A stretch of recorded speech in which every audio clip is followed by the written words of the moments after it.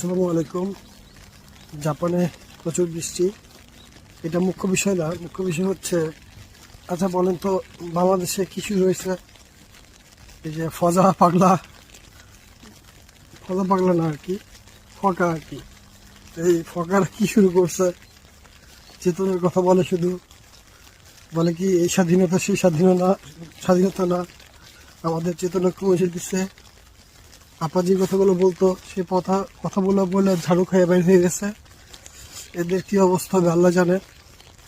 এতদিন ওই যে যুদ্ধ অপরাধী, এই অপরাধী সে অপরাধী বলে কাজ হইতেছে না, এখন আবার মাঠে নামাইছে সন্ত্রাসী বাহিনী।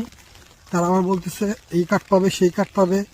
একজন বলতেছে প্রথমে পাবে 9 লাখ, তারপরে পাবে 7 লাখ, 25,000, একজন বলছে 10,000, একজন বলছে 7,000।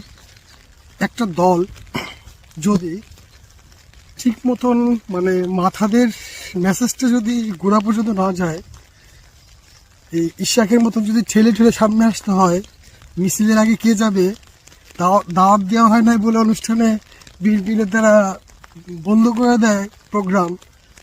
যাদের মধ্যে এই 1.5 বছর 2 বছরে 50 থেকে 100 জনকে নিজেদের মধ্যে নিজেরা শেষ করে ফেলছে, এরা আবার ক্ষমতায় যে বাংলাদেশটারে বানায় ফেলবে আর কি, একেবারে সিঙ্গাপুর মানুষে বানায় ফেলবে। এই কথাগুলো আপনারা ওরা বলবে, আপনাদের বিশ্বাস করতে হবে। এই 54 বছরে যারা এই যে ফকার মতন চেতনার কথা বলছে, এই যে যাদের জন্য প্রথম আলো, এই যে কুত্তা স্টার, এইগুলো যে মানে কি বলতেছে আপনার, যে প্রথম আলোর যে কে আছে, এই নাম জানি কি, নামটা বলতে চাই না, সে বলতেছে যে বেনজির আহমেদ এতটা প্রভাবশালী ছিল যে তার বিরুদ্ধে নিউজ সেসব জানতো, নিউজ করতে পারে না। কিন্তু শাপলা চত্বরে অনেক জায়গায় হুজুরদেরকে জঙ্গি ট্যাগ দেওয়া, এগুলো খুব ভালো মতন পারছে।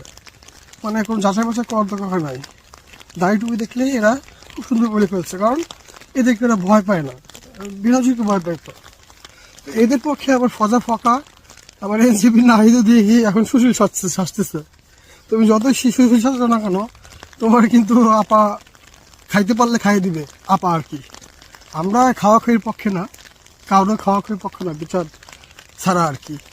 কিন্তু বিষয় হলো, যে ট্যাগ দিয়ে যে চেতনা দেখায় ঝাড়ু খাইলো, পলাই গেল, সেই ট্যাগ যদি যদি দলের প্রধান থেকে শুরু করে একেবারে ফজা ফকা মকা এরা যদি আপনার করে আর কি, মানে নতুন করে খেলতে চায় ওই পুরাতন কার্ড, যে কার্ডের ফলাফল 0, যে কার্ডের